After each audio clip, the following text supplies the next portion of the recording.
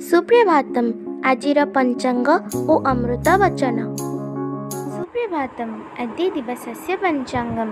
अद्य श्री श्वेतवराह कल्पस्य वैवस्वत मन्वन्तरः द्वितीयपरार्धः दक्षिणायनः वर्षा ऋतुः आषाढमासस्य शुक्लपक्ष द्वादशी तिथिः बृहस्पतिवासरश्च चुकाप्त षड्विंशत्यधिक एकपञ्चाशत्शतं विक्रम संवत् 81,200 जुलै मासस्य 18 तारिका।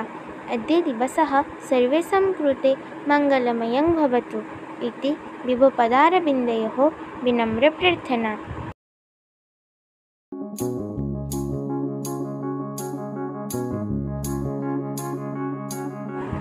सकाळे मन जेते साधारणतः शांत थाए सेतेबेले खबरकागज पढ़िबा अनिष्टकर।